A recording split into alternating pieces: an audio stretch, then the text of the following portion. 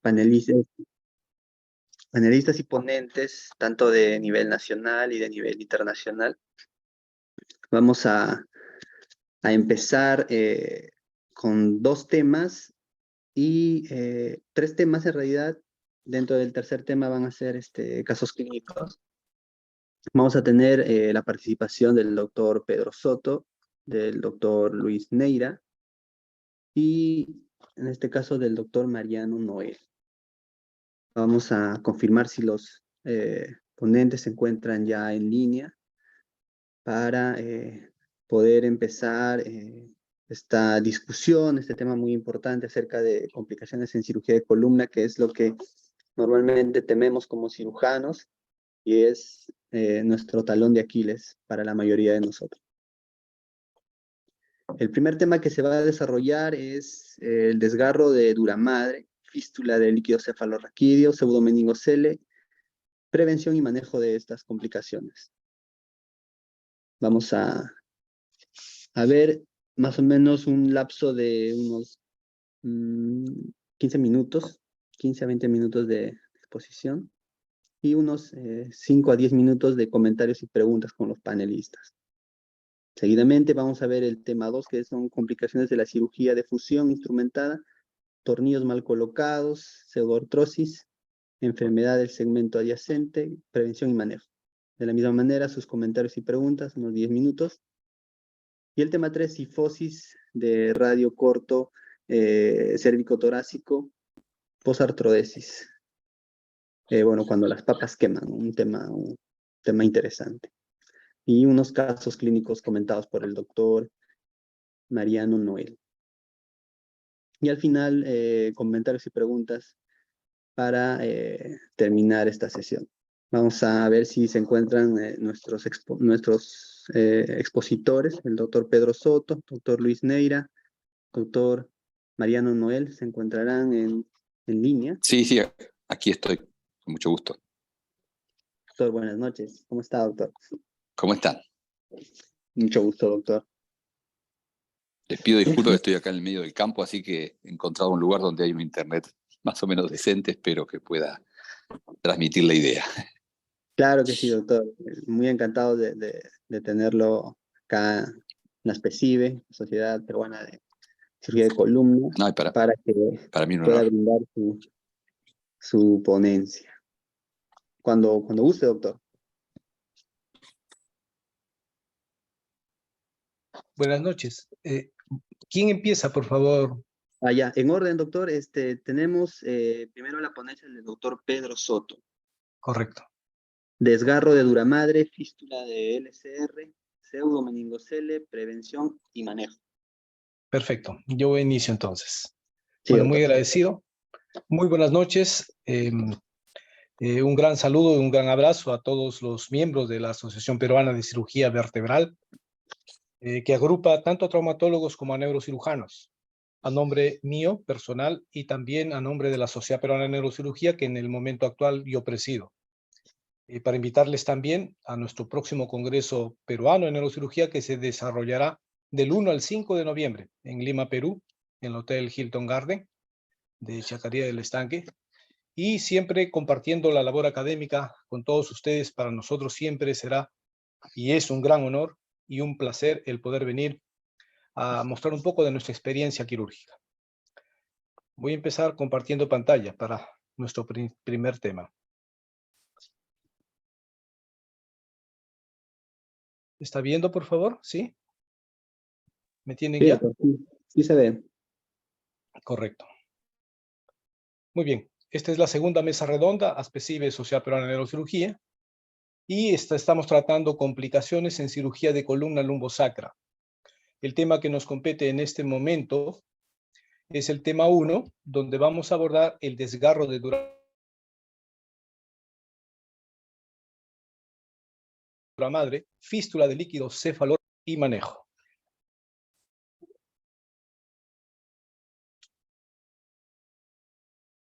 Entonces, vamos a tratar entonces sobre lo que es el desgarro de dura madre. Yo creo que todos los cirujanos de columna estamos muy al tanto de esta situación de desgarro, que a veces pasa inadvertidamente en una cirugía y hace que tengamos una fístula del líquido cefalorraquídeo.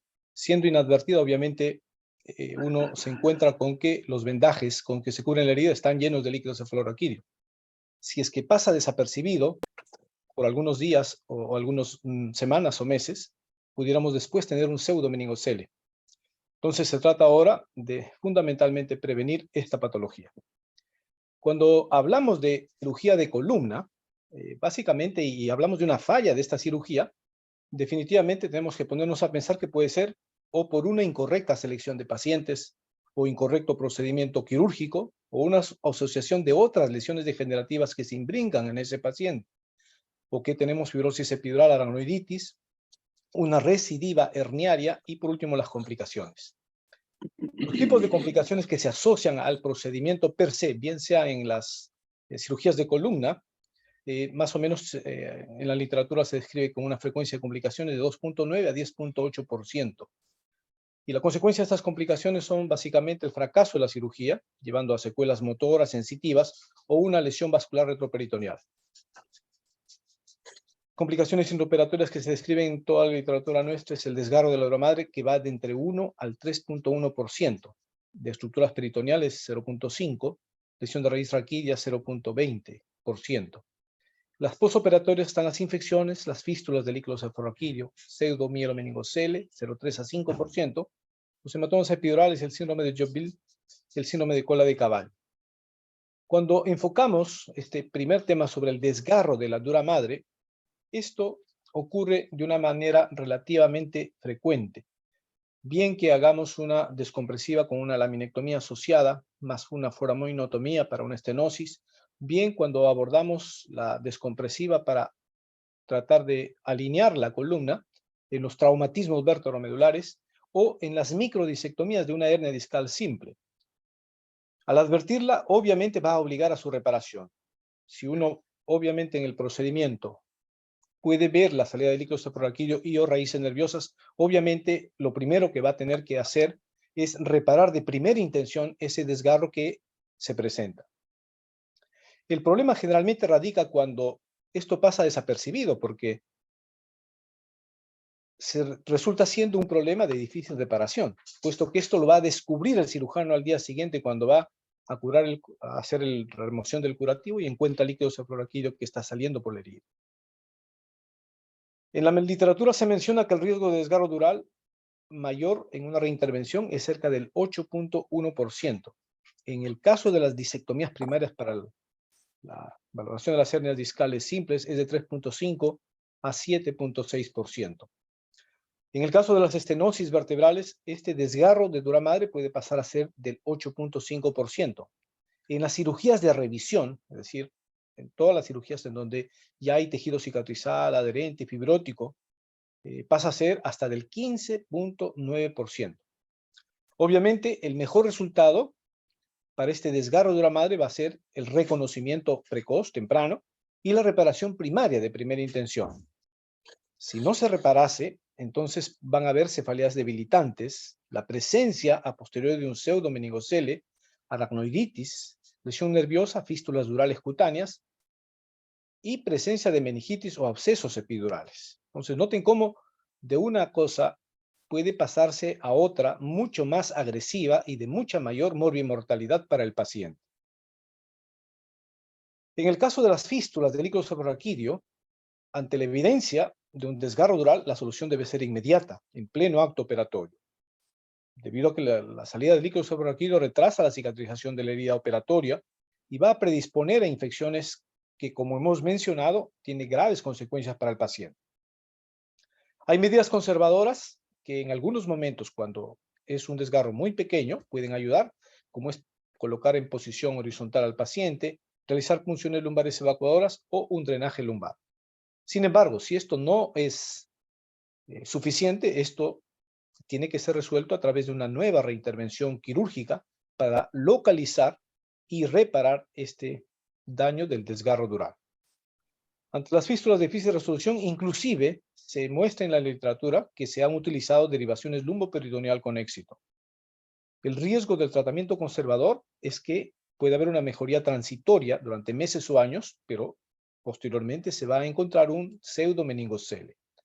Ante el desgarro incidental no identificado, va a haber pérdida de líquido cefalorraquídeo, una colección subcutánea, cefalea severa o una hemorragia cerebelosa. El pseudomeningocele es el líquido cefalorraquídeo de desgarro dural que ocupa esa cavidad virtual o real de disección quirúrgica y la va rellenando. Si el desgarro no involucrase al aracnoides, vamos a tener un quiste aracnoideo extradural. Y la incidencia de presentación del pseudomeningocele en los casos de cirugía de columna lumbosacra se estima entre 0.3 al 5%.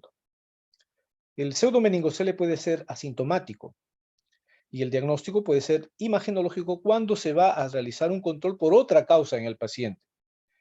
Puede resolverse de manera espontánea porque el líquido cefalorraquídeo en estos casos sale a muy baja presión y el desgarro aracnoideo dural cicatriza. Siendo sintomático, en las pocas semanas de la cirugía va a haber un dolor constante en la herida operatoria, hinchazón en la cicatriz, colección debajo del espacio dural y del espacio muscular, reapareciendo el dolor de raíz radicular y cefalea por hipotensión. El diagnóstico, obviamente, aquí va a ser con una tomografía donde se observa una colección con densidad líquida que se origina en la laminectomía y que abarca planos musculares hasta el tejido celular subcutáneo. Cuando este pseudomeningocele por el desgarro dural es pequeño y asintomático, el tratamiento obviamente puede darse conservador. Pero si es grande y genera dolor, la reparación quirúrgica es mandatoria.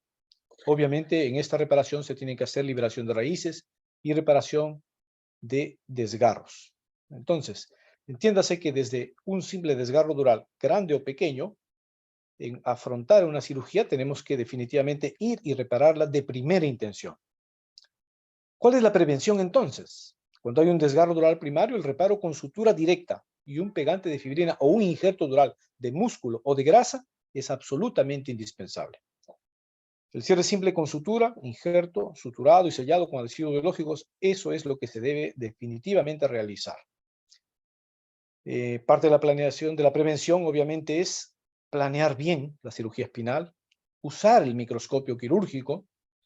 Obviamente esto nos permite una mejor visualización y en los casos inadvertidos donde haya una rasgadura que va hacia la parte anterior, que no es visible usualmente para el cirujano que está en la parte posterior, abordando la parte posterior de la columna y la médula, es que es de gran uso y de gran ayuda y apoyo este uso de microscopio quirúrgico. Utilizar obviamente los cotonoides o algodón seco prensado estéril para la protección de los elementos de las raíces nerviosas y evitar cualquier otro daño sobreañadido que pudiera utilizarse. Entonces, y utilizar adecuadas pinzas, tanto Kerrison y Gubias, que son las descompresivas clásicas para los elementos de liberación de columna vertebral, y no tener el temor a reparar la meninge. Entonces, yo creo que todos en nuestra experiencia, mientras más cirugías hacemos de columna, en algún momento nos acercamos a tener este tipo de desgarro en nuestras cirugías. Y entonces tenemos que tener esa planeación, ese uso de microscopio operatorio, ese uso adecuado de los cotonoides, el adecuado uso de las pinzas Kerrison y no tener ningún tipo de temor a reparar la dura madre de la mejor manera. Como conclusión, entonces, las complicaciones frecuentes de este desgarro dural que siendo inadvertido pasa a fístula de líquido cefalorraquídeo y o un pseudomeningocele. La prevención, la buena planeación, el uso de microscopio quirúrgico, pinzas adecuadas y cotonoides o algodón seco prensado son mandatorios y no hay que tener ningún temor a reparar la dura madre. Muy agradecido. Quedo al tanto para comentarios y preguntas.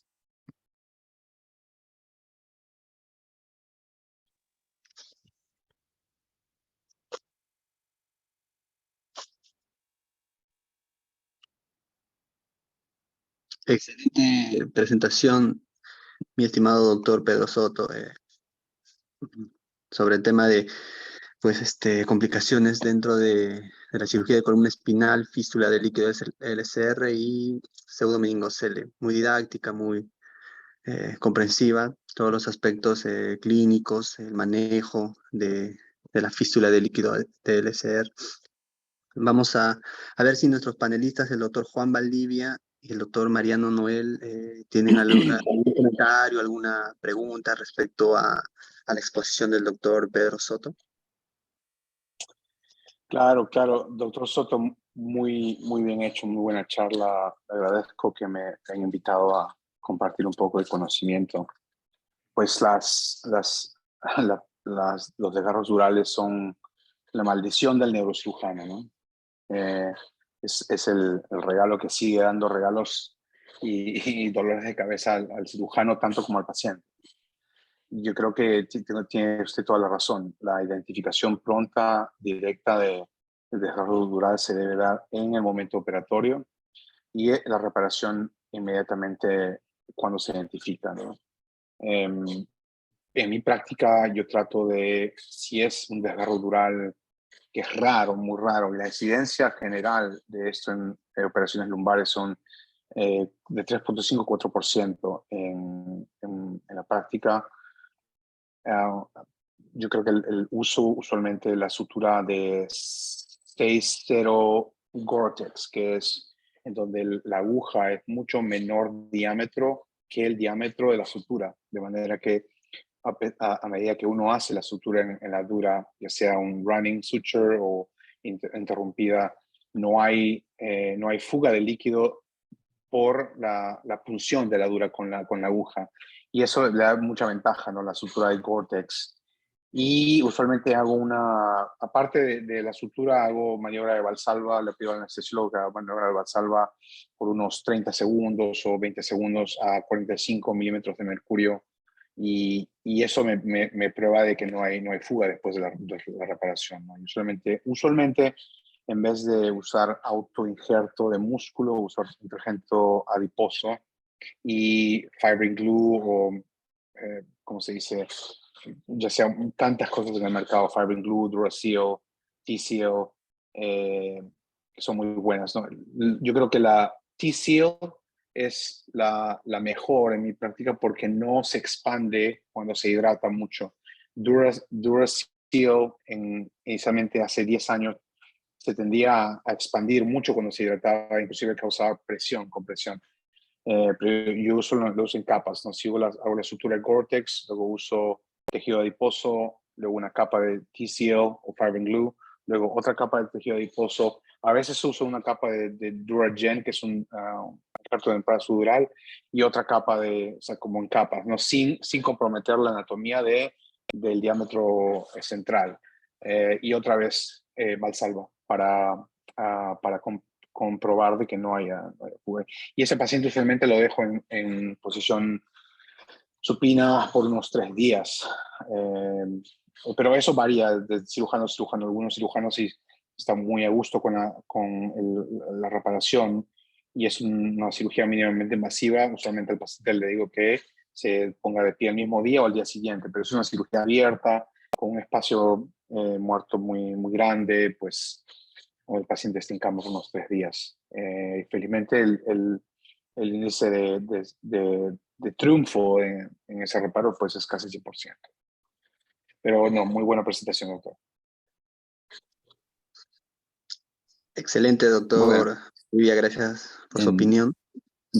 Nuestra experiencia es un poquito distinta por el tipo de cirugías.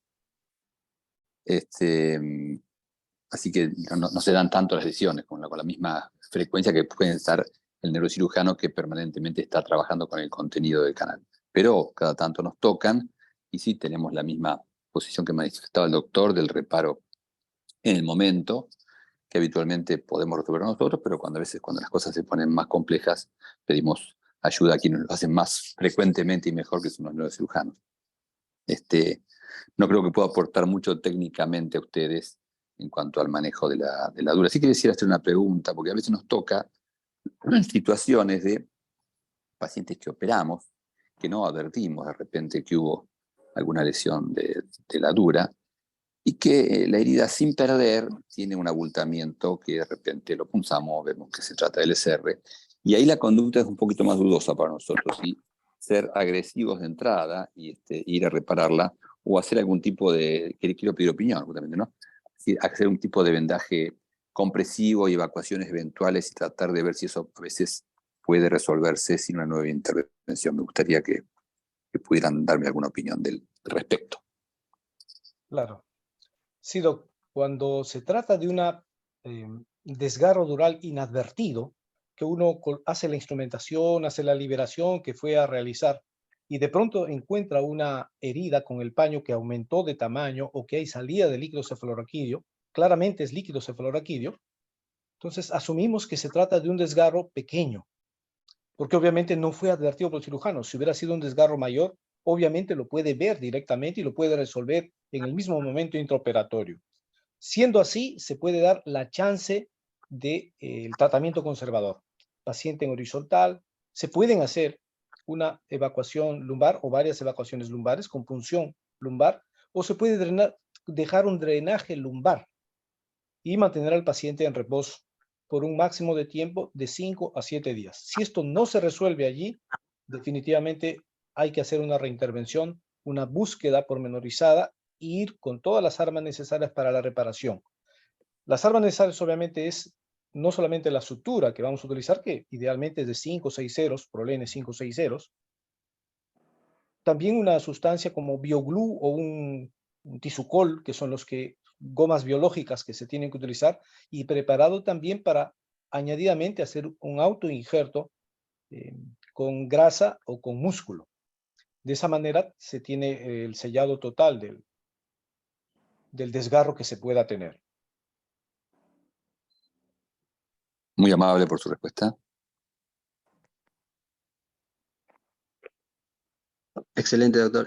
Tenemos unas preguntas en el chat de, de los asistentes a la reunión. Mm, A ver, ¿usan acetazolamida cuando se tiene esta complicación de desgarro dural? Probablemente cuando hay desgarro inadvertido de la dura madre y encontramos los hallazgos que menciona el doctor Mariano Noel, ¿no? Como abultamiento en la zona de la incisión, incluso si es mucho mayor, salida de líquido por la herida. En su práctica diaria, ¿usan acetazolamida con esos hallazgos? Claro, cuando se trata de un desgarro dural inadvertido y por lo tanto no hay una conciencia directa del cirujano de que ha habido un desgarro como tal, y necesitamos hacer un tratamiento conservador en el paciente, de manera paralela utilizamos la acetazolamida. 250 miligramos cada 8 horas es lo que habitualmente nos ayuda mucho para la contención de la salida de líquido cefalorraquídeo y nos apoya también en el tratamiento conservador que hayamos elegido para este paciente. Igual, si es que luego de 7 días esto no se resuelve, va a una reintervención para hacer una reparación quirúrgica.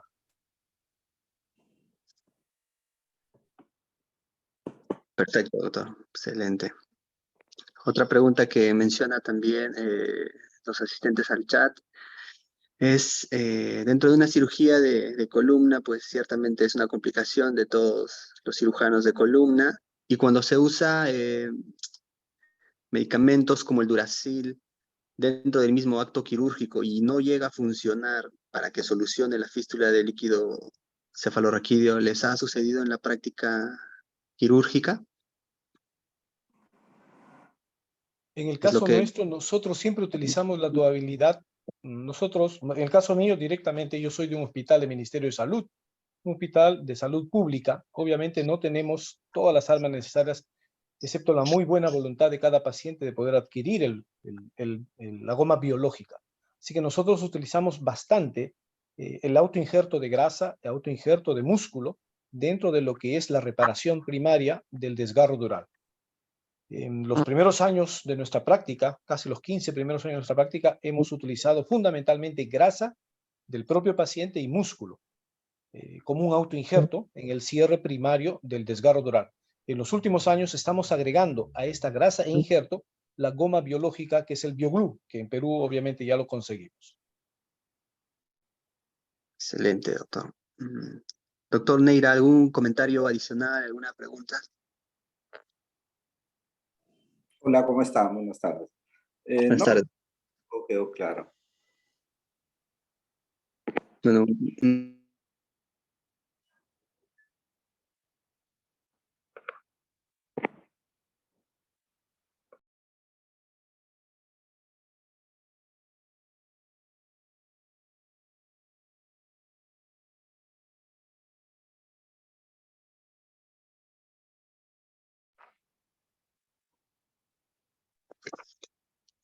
una última pregunta del chat. mencionan, se usa drenajes lumbares en fístulas de líquido cefalorraquídeo, y si lo usan, ¿en qué presión recomiendan dejarlo?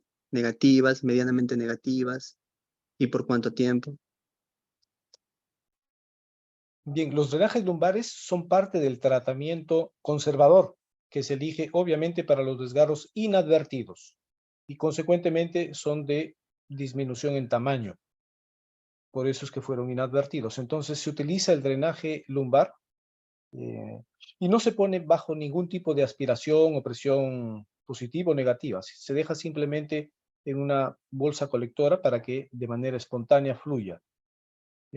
Tenemos que hacer hincapié de que este tipo de desgarros no produce una presión alta, ni tampoco es importante hacer que se tenga una succión propia del drenaje. De manera libre va a poder hacerse y de esa manera es que se logra hacer una buena contención. Paralelamente, el uso de la acetazolamida obviamente nos produce también una seguridad de que esto va a ser así en los casos de lesiones inadvertidas pequeñas.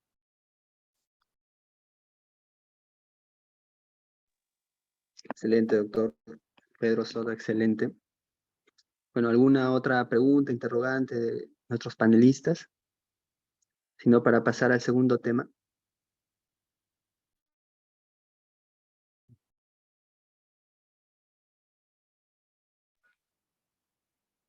Una consulta.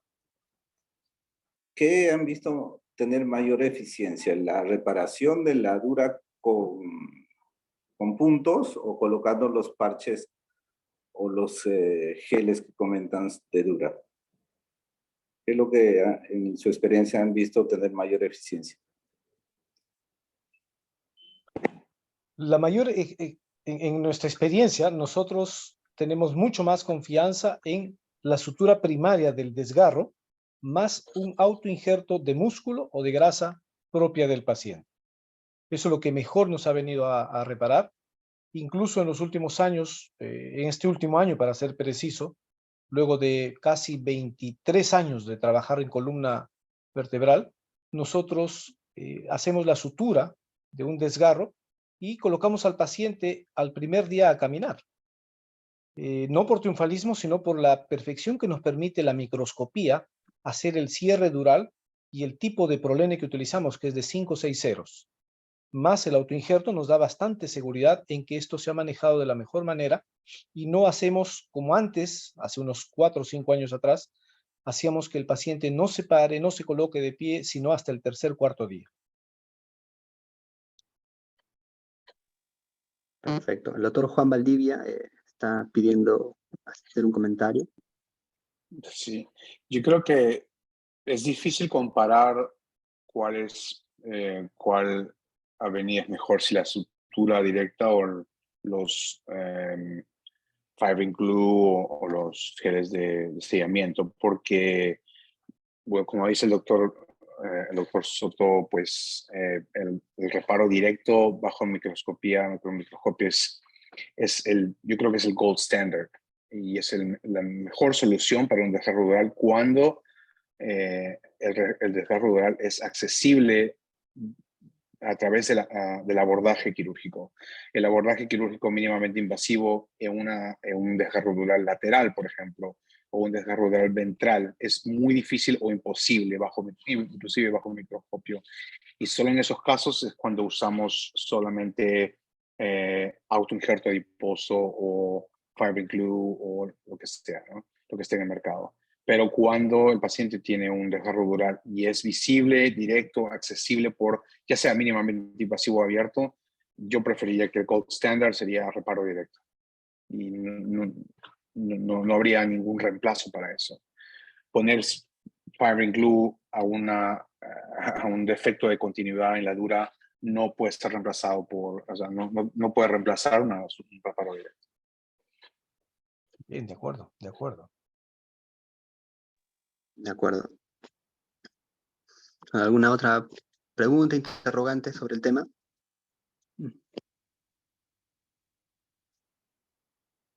Ok. Entonces,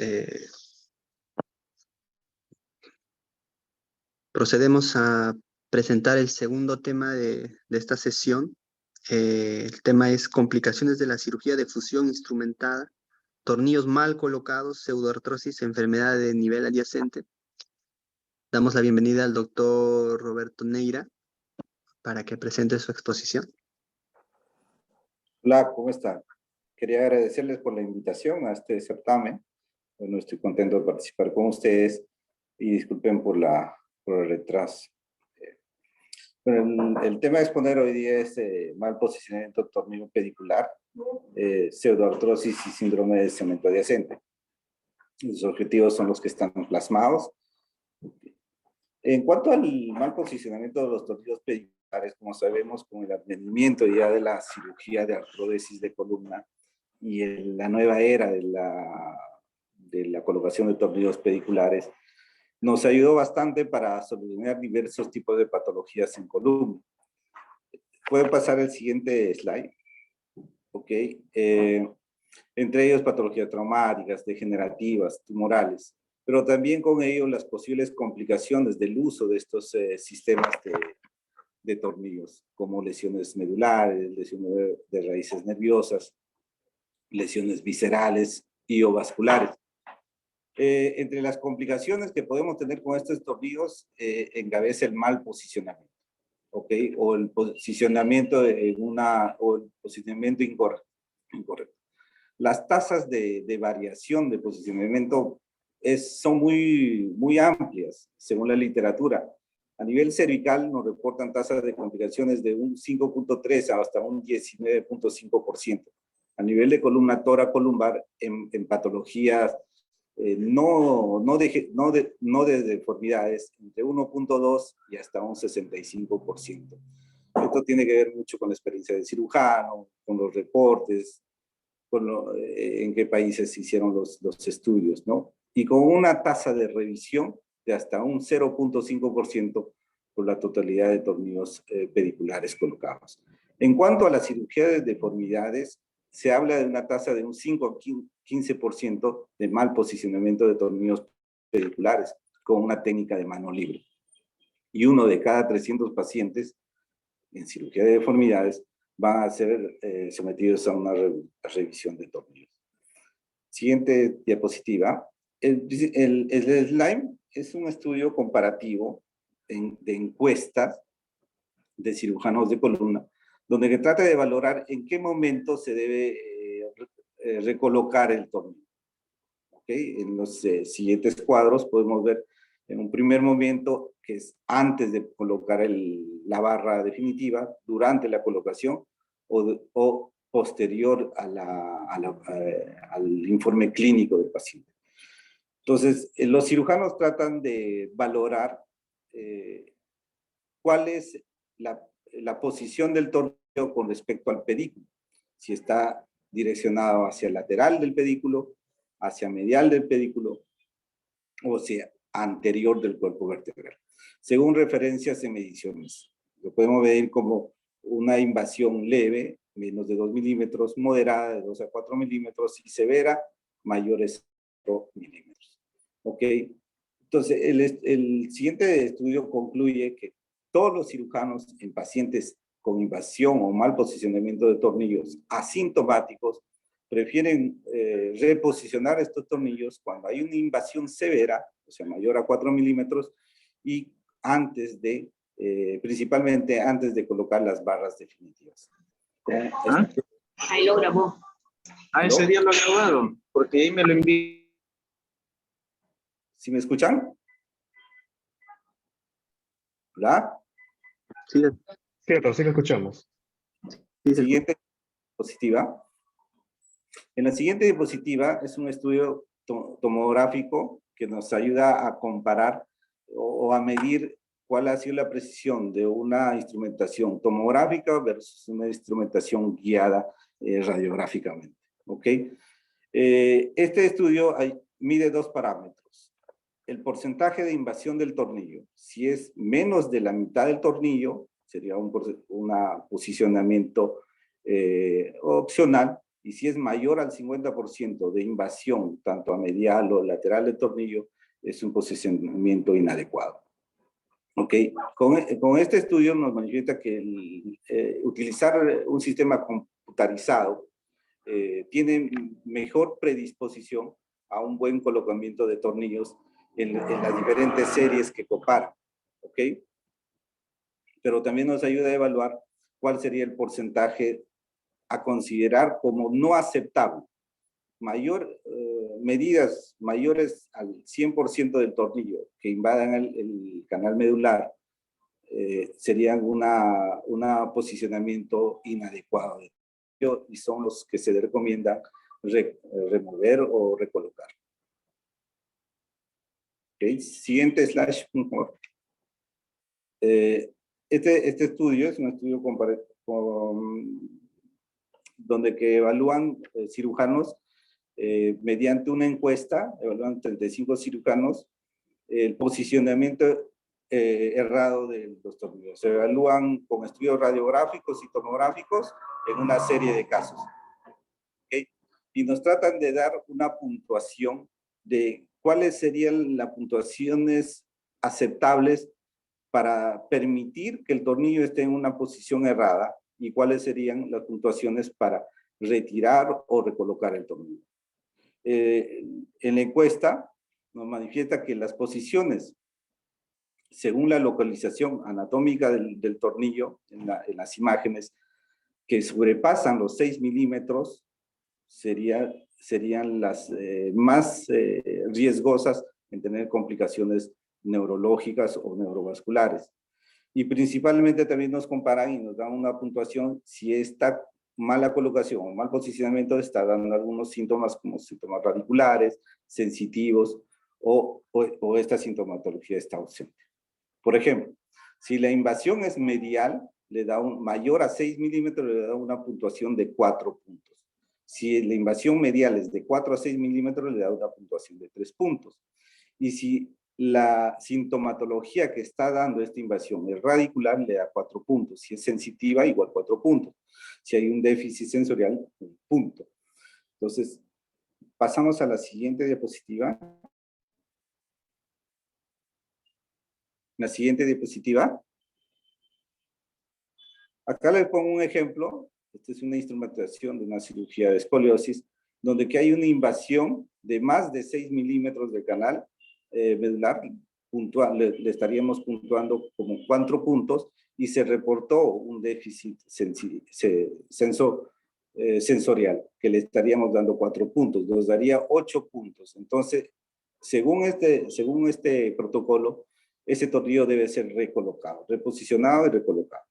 Ok, en este otro ejemplo, tenemos una invasión parcial de 3 milímetros aproximadamente de canal medular, que le da una puntuación de 1 punto y no hay ningún reporte neurológico, es 0.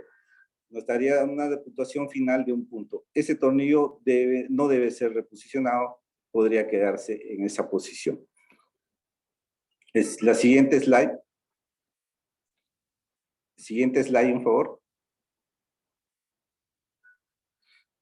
La siguiente imagen nos muestra una colocación de un tornillo a nivel de la columna torácica 9, ¿ok? Donde la colocación está lateral al pedículo y está rozando a la arteria aorta, a la aorta torácica en este caso. Y en la posición, en la columna torácica T10, hay un distanciamiento del tornillo con la arteria aorta de más o menos 3 milímetros. 3.41 milímetros para ser exacto, como se ve en la imagen. La siguiente imagen, por favor.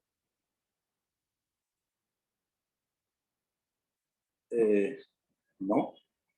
Retrocede, eso. Este es un estudio, aparte de un reporte de caso, donde que nos manifiesta cuál es el riesgo de colocar tornillos con el posible compromiso vascular, especialmente lesión de la aorta. Este es un paciente que tuvimos en el instituto, donde que colocamos tornillo a nivel de la columna torácica T9 con una proximidad milimétrica a la aorta. Según este fluxograma, lo que tendríamos que hacer es sacar el tornillo y en alguna instancia reposicionarlo. ¿Ok? Como vemos, está cerrado en el cuadro rojo. las distancias menores a 5 milímetros con proximidad a la aorta, la recomendación es reposicionar al tornillo, ya que el riesgo de problemas vasculares como un pseudoaneurisma aórtico son grandes. Entonces, lo que hicimos en este caso es, junto con cirugía vascular, hacer un cateterismo de la aorta, se colocó un stent y se retiró el tornillo. En cuanto al síndrome del segmento adyacente, tenemos que saber que es un conjunto de complicaciones que podemos tener en cuanto a la cirugía de columna vertebral, que incluyen listesis de la unión proximal o la unión distal, inestabilidades en esos segmentos, problemas a nivel del disco intervertebral, como hernias, discopatías, estenosis a nivel proximal o distal al nivel de fusión, o fracturas también que puede presentar el paciente. 30% de pacientes seguidos por 5 años presentan generalmente síndrome de segmento adyacente. En muchos de los casos, este síndrome de segmento adyacente es asintomático, ya que por eso no está muy reportado. Los que generalmente reportamos son los síndromes de segmento adyacentes sintomáticos, que pueden tener 2 tipos de sintomatología en la gran mayoría de los casos. Una sintomatología dolorosa, que va a representar una inestabilidad de la columna, o en muchos de los casos una sintomatología neurológica, como síndrome de claudicación neurogénica, dolores radiculares, o mixtas, ¿no? La tasa de revisión de cirugías toracolumbares por síndrome de segmento adyacente va a ir de un 0 a un 18%, ¿ok? ¿Cuándo consideramos o debemos pensar en una inestabilidad por síndrome adyacente?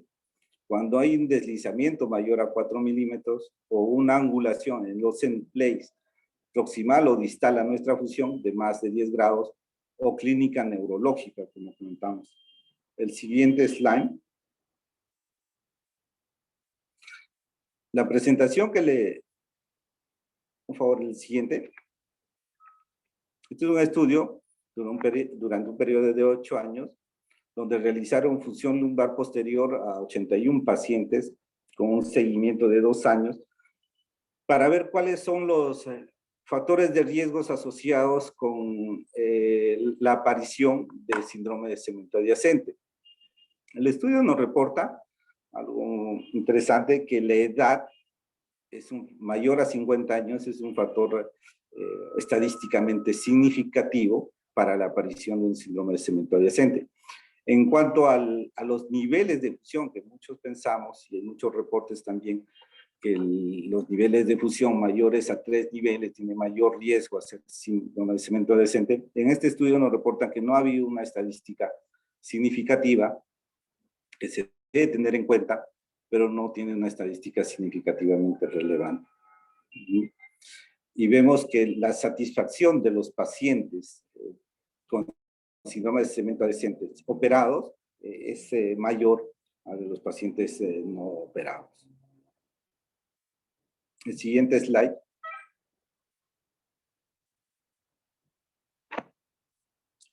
Este es otro estudio igual, donde es un metaanálisis, donde se incluye 3.553 pacientes, donde nos ayuda a evaluar ciertas características demográficas y otros ítems como el índice de masa corporal, la violación de las articulaciones falsetarias, la alteración pre- y postquirúrgica de la plomada sagital o el balance sagital, así como la mala corrección de la lordosis lumbar postoperatoria, como la degeneración del disco adyacente preoperatoria, son factores importantes para que nos puedan desencadenar un síndrome de segmento adyacente en nuestros pacientes operados de artrodesis de columna toracolumbar o en algunos casos cervical. Como vemos, todos los estudios planteados no tienen un nivel de evidencia alto. Son reportes de casos, metaanálisis. No hay un consenso específico al momento en cuanto a cuáles son los factores determinantes en cuanto a la aparición de un síndrome de cemento adyacente. En cuanto a la pseudoartrosis, es la ausencia de la fusión ósea hasta un año posoperado. La tasa de pseudoartrosis es muy variable también, que se porta del 5% a un 35%. Es más relativo en 3 o más niveles fusionados. Ahora, la tasa de fracaso en un paciente operado por pseudoartrosis también es alto, es representativa entre un 40 a un 70%. ¿Qué podemos ver en una tomografía en cuanto a una pseudoartrosis? Ausencia completa de trabeculaciones óseas continuas entre las vértebras adyacentes, radiotransparencia perimplante y movimiento dinámico en los implantes, ¿no? Una zona de radiotransparencia mayor a un milímetro es un predictor temprano de pseudoartrosis. Okay. El siguiente slide. Este es un estudio también que nos va a ayudar a evaluar cuáles son las características de la pseudoartrosis. Como vemos en el primer gráfico, Devlin hace un estudio comparativo de la tasa de fusión en un paciente solo con fusión posterior sola versus una fusión posterior semirrígida versus una fusión posterior rígida, ¿ok? Donde que vemos, y lo que ya muchos sabemos también, que solo una fusión posterior tiene mayor tasa de pseudoartrosis, y si esto lo extrapolamos comparando con fusiones que incluyan la columna anterior de la columna, o sea, a nivel intercorporal, que puede ser por abordajes tipo ALIF o abordajes laterales, la tasa de fusión es mayor. En algunas series lo reportan hasta en un 90 a un 100%. Y esto va a ser mayor si le asociamos algunos injertos con algunas características como la matriz ósea, como la proteína morfogenética, que también aumenta nuestra tasa de fusión en pacientes con pseudoartrosis. ¿Ok? El siguiente slide.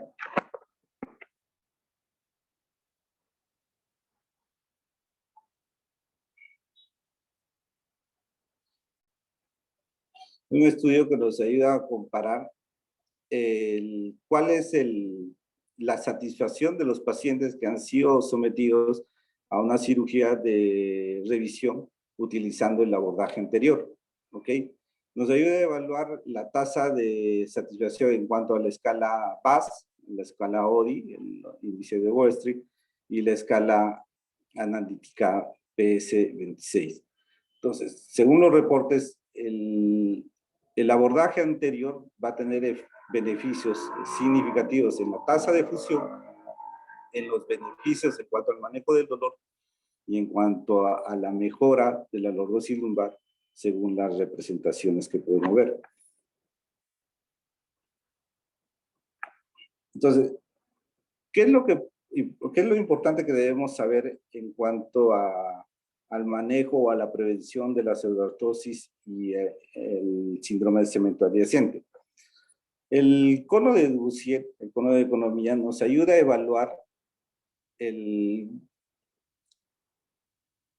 grado de nos ayuda a evaluar la satisfacción de los pacientes en cuanto a la calidad de vida que podemos tener si nosotros preservamos la relación entre la espina y la pelvis, ¿ok?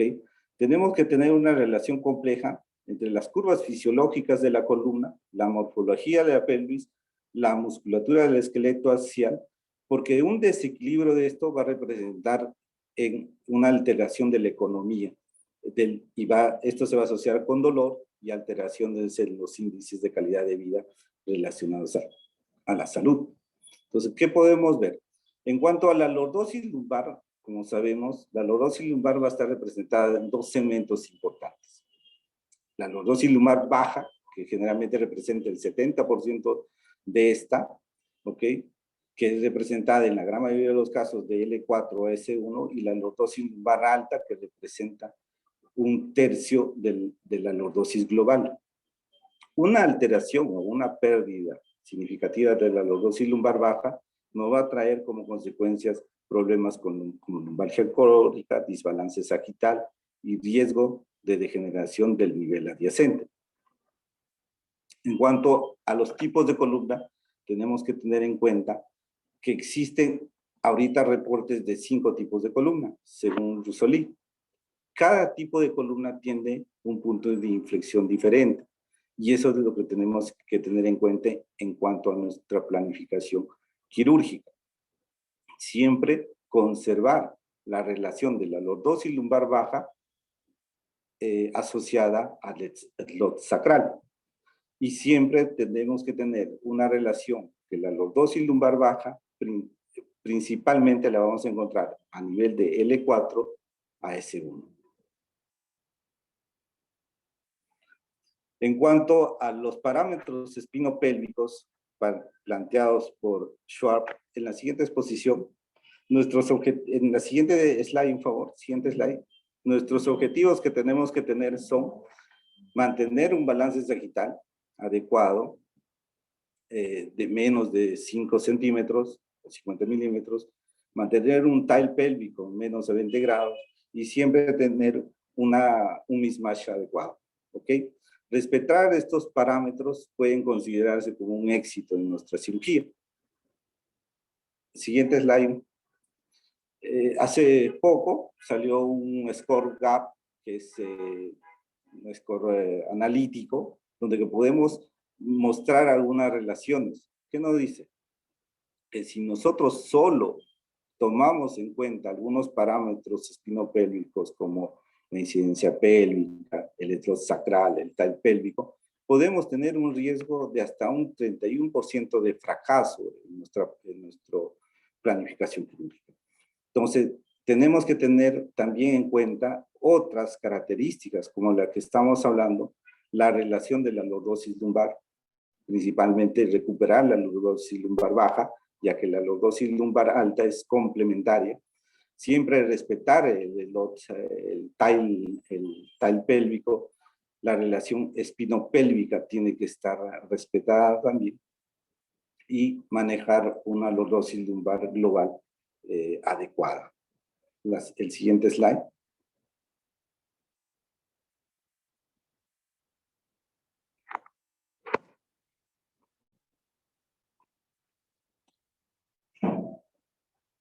Entonces, en cuanto a una planificación quirúrgica, también podemos ver en la columna, tener varias opciones de abordaje a un paciente. ¿Okay? Sabemos que un paciente con pseudoartrosis, nuestra intervención tiene que ser más global, tratar de abordar el caso en 360 grados. Para eso nos podemos optar por las diferentes vías de abordaje. Como vemos, la vía abordaje anterior, el ALIF, las vías de abordajes oblicuas, OLIF, las vías de abordajes laterales o las vías de abordaje posteriores. El siguiente slide. En cuanto a las características de estos abordajes, es principalmente el ambiente de trabajo. Por ejemplo, el abordaje por vía LIF es un abordaje directo donde podemos visualizar ambos el play de nuestra área de trabajo, podemos hacer una disección amplia, podemos evidenciar una buena liberación indirecta de los forámenes, ¿ok? Y tenemos una amplia área de fusión con un menor riesgo de subsidencia de estas estructuras, ¿ok? A diferencia de los abordajes posteriores como el PLIF o el TLIF. En cuanto a los abordajes laterales, son abordajes nuevos también, que tienen las mismas características en cuanto al abordaje anterior. El siguiente slide. El siguiente análisis, podemos comparar los parámetros radiográficos de pacientes sometidos a una fusión transforaminal, ¿okay? Se compara los parámetros pre y postquirúrgicos en el primer estudio, y nos dice que el PLIF provoca una reducción en los parámetros lumbares. En muchos de los casos se ha visto que el PLIF puede llevar, o el TLIF puede llevar a una pérdida de la lordosis lumbar local. En cuanto al LIF y a las fusiones laterales, mejoran los resultados radiográficos postoperatorios en comparación con los abordajes posteriores o el PLIF. El ALIF fue el más exitoso de mejorar la relación entre la incidencia pélvica y la lordosis lumbar, un parámetro importante relacionado con la alineación sagital. El siguiente slide.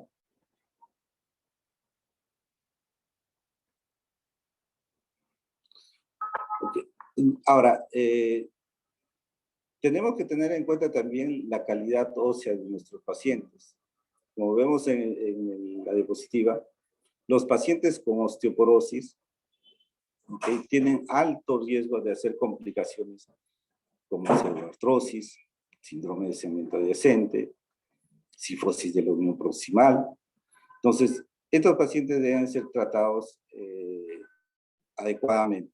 Los pacientes con osteoporosis tenemos que evaluarlo de un parámetro muy amplio. Hay muchas recomendaciones al respecto. Pacientes con osteoporosis, podemos iniciar tratamiento 6 meses antes de la cirugía con teriparatide, versus los pacientes que no usaron teriparatide, que tienen mayor riesgo de pseudoartrosis.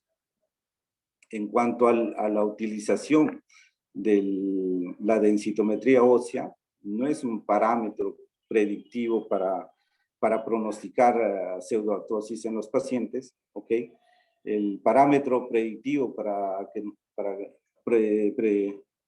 evaluar pseudoartrosis es las unidades Humphrey, que es un predictor importante para complicaciones postoperatorias en pacientes con osteoporosis, que puede llevarnos a una pseudoartrosis. Entonces, lo ideal sería tratar de evaluar estos parámetros con unidades Humphrey para poder tomar decisiones antes de cualquier manejo quirúrgico en estos pacientes.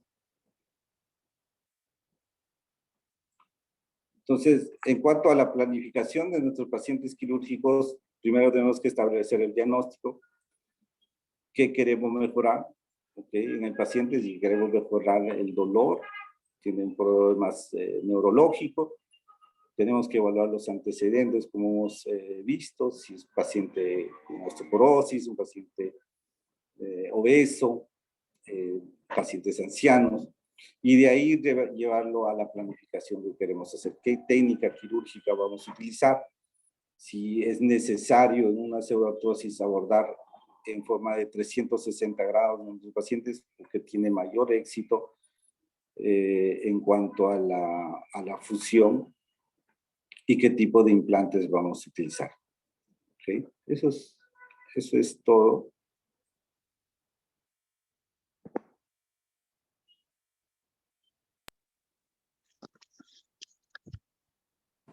Excelente presentación, doctor Neira.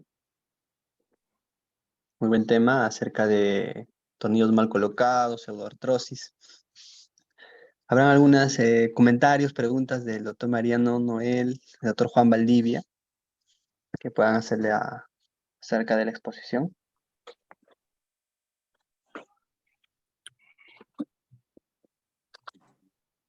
Un comentario que podría ser muy, muy interesante, la exposición muy completa, y bueno, es un problema de todos eso, ¿no? De los tornillos que necesariamente hay un porcentaje que pueden ingresar al canal, y los recursos que podemos utilizar para tratar de disminuirlo, ¿no? Nosotros incorporamos hace los últimos 6 años todo lo que es la planificación computada de casi todos los tornillos que tenemos cierta complejidad, y mediante la segmentación de la columna y el análisis previo, anticipamos mucho los grandes problemas, o sea, los lugares donde vamos a tener problemas, ¿no? Muchas veces eso nos hace desistir de determinados tornillos directamente, pues sabemos que ahí vamos a ir a un espacio que no existe y que, salvo que metamos el tornillo desde afuera, vamos a tener dificultades. Y también nos baja la incidencia de complicaciones, ¿no? Pero es un tema omnipresente. Pero en realidad, lo que quería comentar es que en los casos nuestros que hemos tenido que reintervenir, en general el problema vinculado al tornillo han sido los tornillos bajos. O sea, los tornillos no tanto los que hemos metido en el canal parcialmente, sino los tornillos que los hemos metido abajo, porque suelen ser mucho más irritativos de la raíz, son los tornillos que el paciente nos lleva a quirófano nuevamente, ¿no? Pero bueno, excelente presentación y nada más que quería hacer ese pequeño aporte.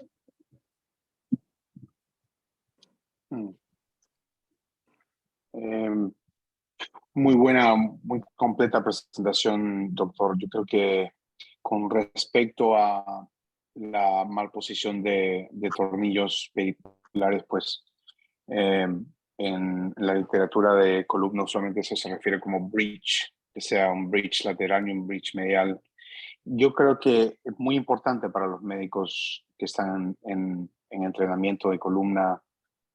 Cuando yo era asistente durante la residencia o fellowship, tratamos de que el residente o el fellow de columna no use navegación, ¿no? Porque al cirujano de columna, pues depender de la navegación, depender de la computadora es un mal hábito, ¿no?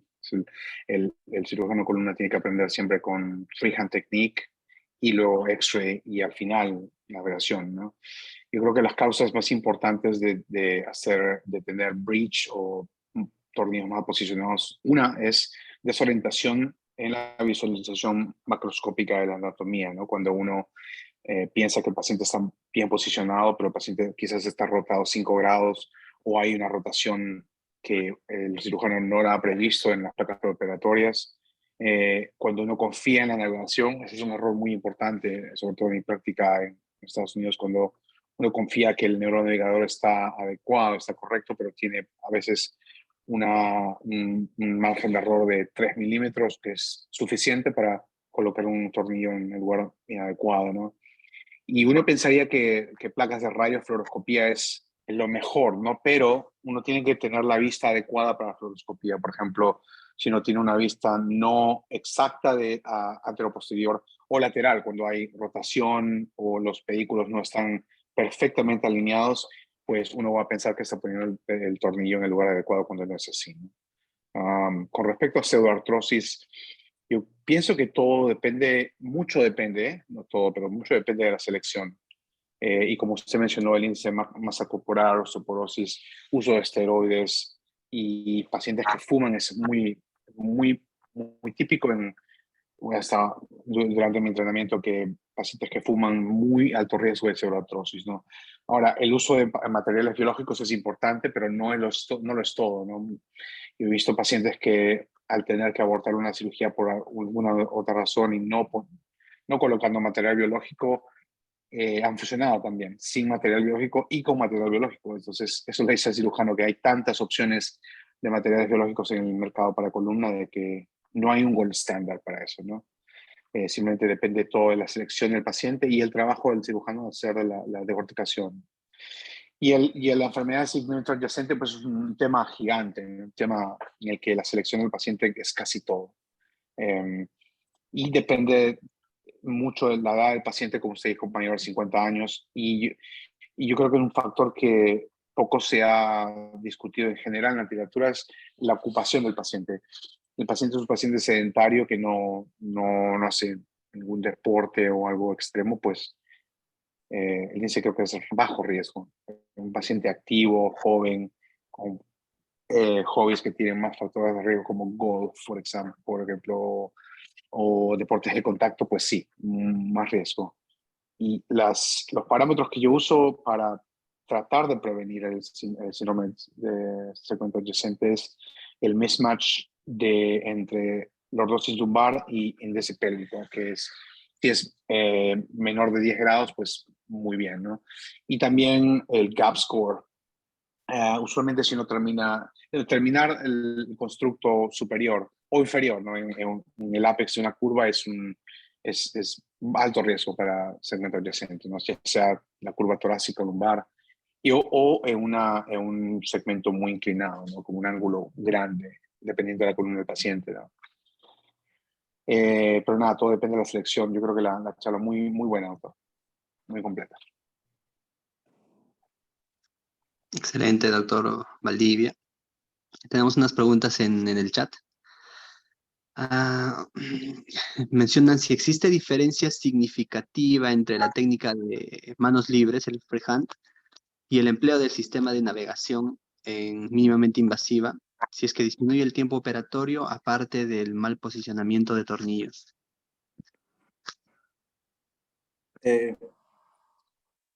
Según la literatura, refieren que sí tiene mayores beneficios la navegación, pero con OAR, neuronavegación con OAR, ¿ya? Ahora, los que nos estamos entrenando en la navegación con OAR, las pocas experiencias que he tenido, yo lo he sentido particularmente más dificultoso, ¿ya? Hasta que supongo me llegue a entrenar. Para mí es un poco más accesible la técnica de manos libres.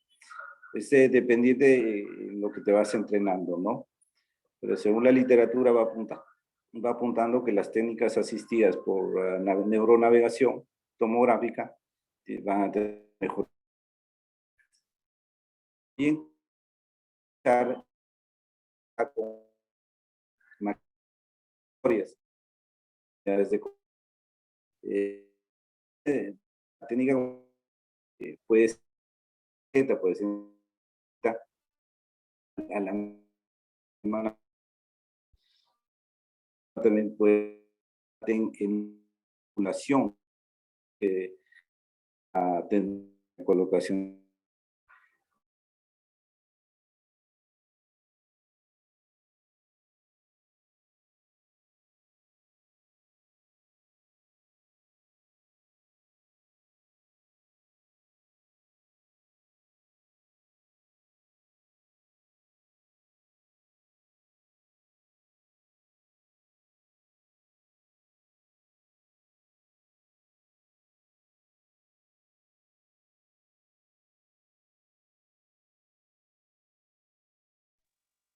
No, parece que tenemos inconvenientes con el doctor Neira.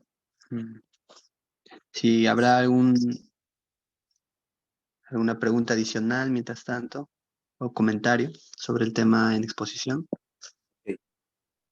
Sí, podría comentar que a lo que comentaba el doctor Valdivia, en realidad nosotros no tenemos navegadores. O sea, puede ser interpretado que utilizamos los navegadores como recurso habitual, pero en realidad que no, en Argentina prácticamente no existen equipos de navegación. Lo que hacemos es el análisis computado, o sea, hacemos una simulación previa a través del MIMIX. Eso, por ejemplo, nuestros becarios realizan, de todas las cirugías que vamos a realizar una simulación computada con un programa que se llama Mimix, donde les permite segmentar y colocar virtualmente los tornillos. Entonces, cuando van a la cirugía, ya estuvieron ahí, conocen la anatomía y es increíble con la rapidez que adquieren experiencia con tornillos pediculares, porque literalmente operan el paciente antes en su computadora y después cuando llegan al caso, cuando tienen que colocar, por ejemplo, un tornillo ilíaco, que automáticamente posicionan bien y nos hace ganar muchísimo tiempo, pero no disponemos de navegación, o sea, no tenemos esos equipos.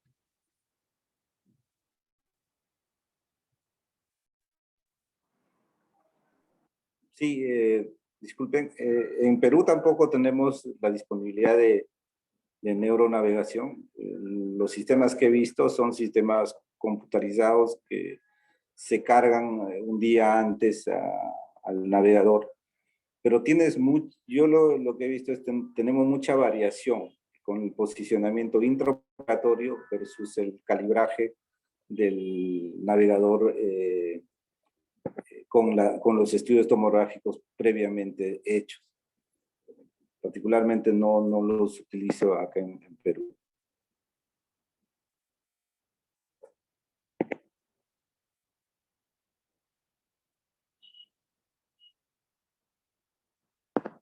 Bien, hay una pregunta en el chat referente al tema. Mencionan con la técnica de fijación ALIF, ¿es frecuente la reintervención quirúrgica por problemas en la fijación con los tornillos o qué alternativas hay de manejo?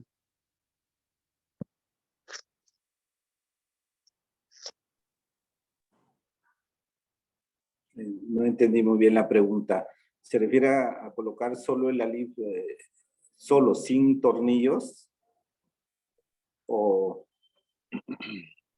lo bueno del ALIF es una técnica de fusión donde que tenemos un ambiente de trabajo muy amplio, donde podemos hacer un trabajo en el end play más adecuado directamente. El cirujano puede ver cómo están quedando el end play.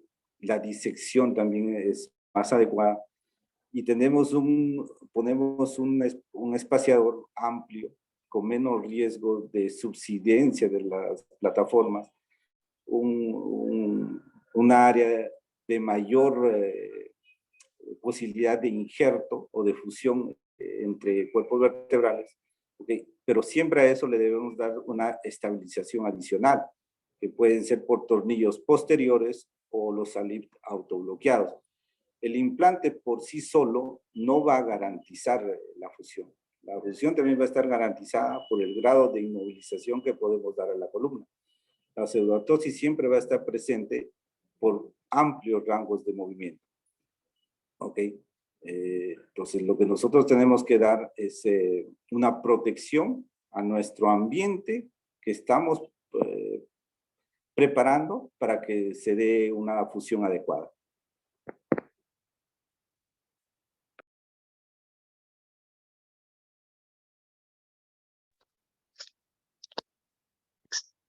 Excelente, doctor. Una última pregunta en el chat. Mencionan que ciertamente han tenido algunas experiencias con ALIF, L5S1 y OLIF de L2 a L5, pero en los casos que se ha manejado, no se ha tenido problemas con respecto a pseudoartrosis, pero sí dos reintervenciones debido al injerto de hidroxiapatita como cuerpo extraño. ¿Alguien ha tenido algún problema con este injerto de hidroxiapatita? Menciona en la pregunta. Como cuerpo extraño. No, eso no lo he visto.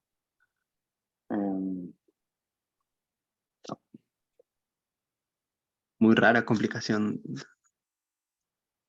El problema que sí tuve en 2 ocasiones es, no con el ALIF, pero era cuando previamente por costumbre dejaba, por ejemplo, cuando hacía el TLIF, dejaba injerto antes de colocar la caja, ponía injerto, y me di cuenta que después de colocar el injerto, después de colocar la caja, ese injerto a veces era retropulsado al foramen contralateral y ese injerto que dejaba irritaba la raíz nerviosa y en algunos casos generaba dolor radicular.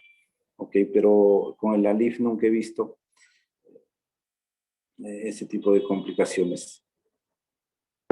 Porque con el ALIF podemos hacer una liberación del foramen indirecta. Podemos ampliar ese foramen. Yo creo que con eso liberaríamos también el agujero foraminal.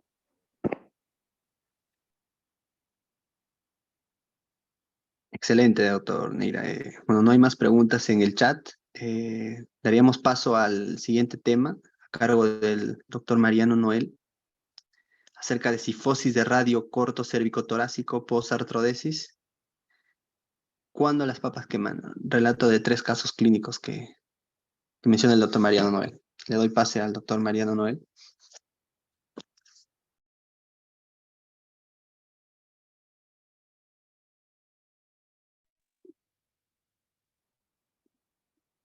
Minuto que se te estoy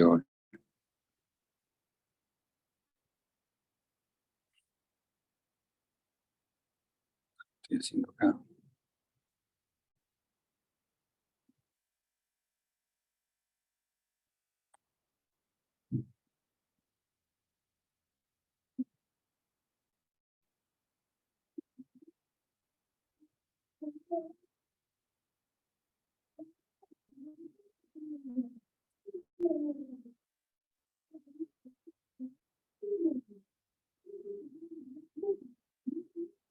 Hola, hola.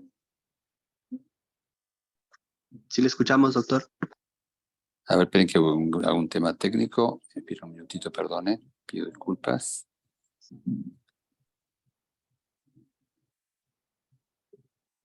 ¿Ahí están visualizando? Aún no se visualiza su exposición. No. Tenemos imagen de usted. Vamos a ver, porque no está saliendo. Por acá me baja como que sí.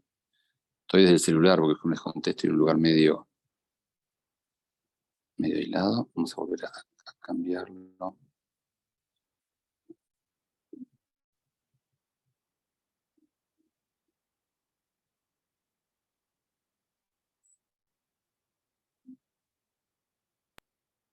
Ahora creo que quizás sí.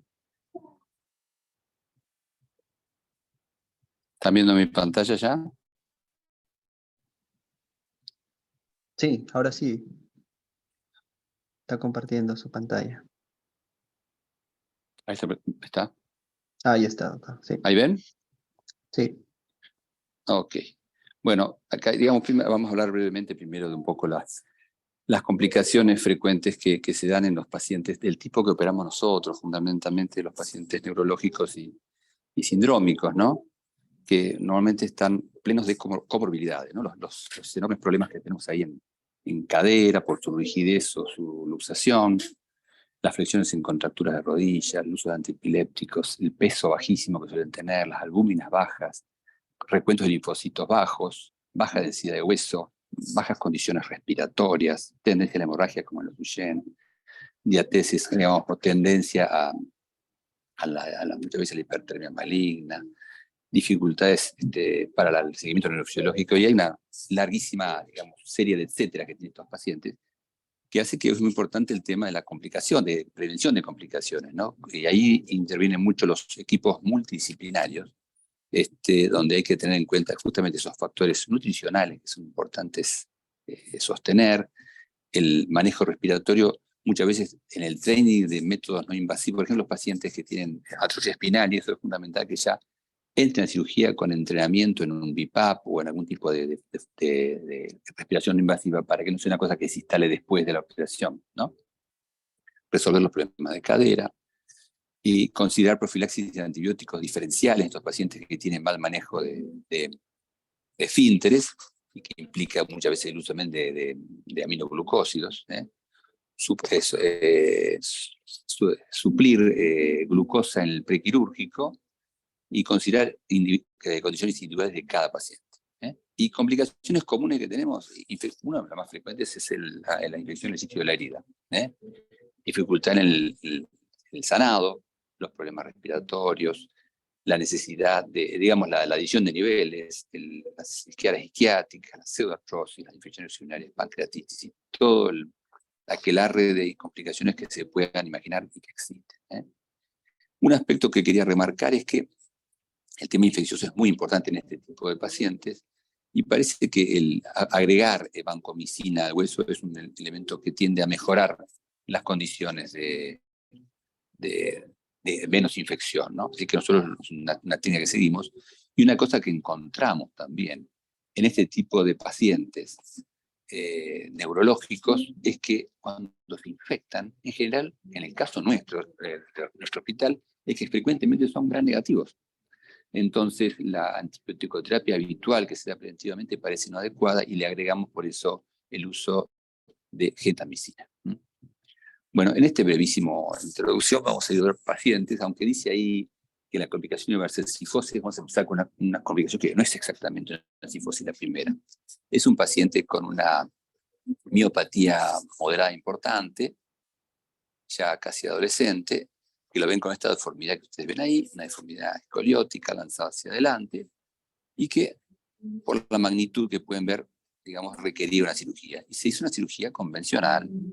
Como ven acá, una cirugía habitualmente van hasta pelvis con una buena corrección. Es un paciente que, dentro de su complicación, deambulaba con dificultad. El postoperatorio del paciente va muy bien, como lo ven ahí a la derecha. Y en el tiempo mediato que va entre esta cirugía, van a notar, acá lo ven, que el paciente tiene alguna dificultad por retracción del cuello hacia atrás. Y que ocurre que al no poder flexionar, le obliga a tirar el cuerpo hacia adelante para poder horizontalizar la mirada. Esta es una complicación que hemos visto más de una vez en pacientes miopáticos particularmente, que tienen tendencia a la retracción en la parte posterior del cuello.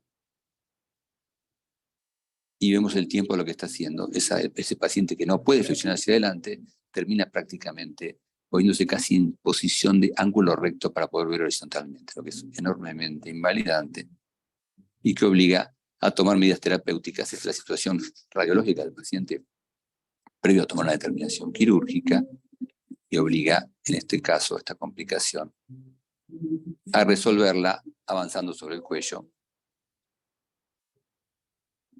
Primero a través de una tracción que logra corregirla parcialmente. Y después realizando una bruja anterior, liberando 4 discos, y un segundo tiempo, en el mismo día quirúrgico, realizando la fijación posterior. Ahí ven la liberación anterior del paciente, después se lo gira y se complementa con una fijación posterior, haciendo un empalme con el implante previo.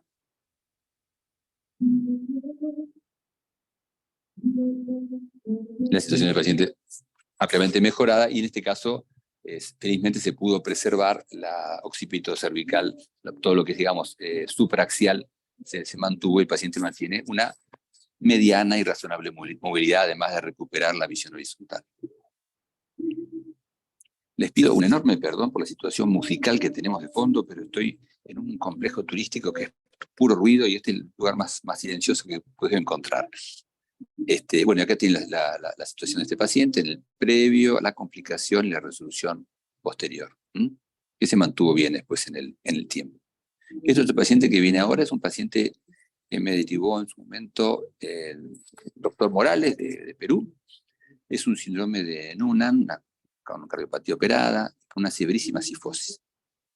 Como lo ven acá, esta es la evolución de este paciente de su cifosis. Vemos que se fue de 97, que ya era muy severa en el año 2018, al 2021 con unos 140 grados de una cifosis muy, muy rígida. También con una curva escoliótica de moderada a severa. Y ahí vemos la situación del paciente, prácticamente con su mentón apoyado sobre el esternón, y una curva de enorme rigidez que no se modifica nada ni en el test de Adam ni en nada, ¿no? Pesaba apenas 30 kilos, paciente de 17 años. Este es el aspecto tomográfico de ese paciente. Vemos una columna lordótica cervical, francamente ciscótica todo el dorso. El plan de tratamiento fue una tracción previa prolongada, con la idea de tratar de liberar un poquito, digamos, que los tejidos blandos que pudieran ceder algo. Nosotros hacemos muchas tracciones previas. El paciente en particular no se dio prácticamente nada, lo vemos ahí a la derecha con ya 1 mes y medio de tracción, sin prácticamente ninguna respuesta, aunque el cuello se lo ve un poco mejor, respondió poco. Y después se pasó a un procedimiento posterior, que es el que ven acá, con una corrección bastante aceptable. El paciente hasta acá todo bien, hizo un postoperatorio interesante, 7º día, 8º, estábamos a jugarlo de alta, y me llamó porque tenía mi teléfono, me llamó por WhatsApp y me dice: doctor, estoy sintiendo un poco débiles las piernas. Cuando me dice eso, yo salto a mi auto, porque el paciente únicamente manifestó una debilidad, pero no me gustó. Y yo llegué aproximadamente una hora y media después al sanatorio, o 1 hora probablemente, y ya el paciente estaba pléjico, 100% pléjico, con ninguna función por debajo del nivel cervical bajo. El procedimiento inmediato fue retiro del implante y colocarlo en tracción.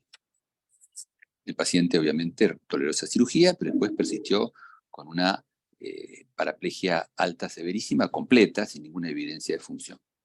Después de eso, ya con el implante afuera, hice el análisis de la tomografía y pude observar que la causa del procedimiento, ahí se ve, hicimos una segmentación del ataque, cortamos al medio, y vimos que, bueno, se ve la laminectomía que hicimos en ese momento, donde no vimos nada en particular, pero sí ahí se nota perfectamente el motivo de esta complicación súbita, que fue una fractura a través del pedículo de la vértebra superior. Una fractura transpedicular que hizo una luxación, fractura de luxación, y fue la que comprimió la médula. Bueno, después tenemos que pensar cómo maneja este paciente. Tenemos extracción y prácticamente una cabeza suelta en un tronco.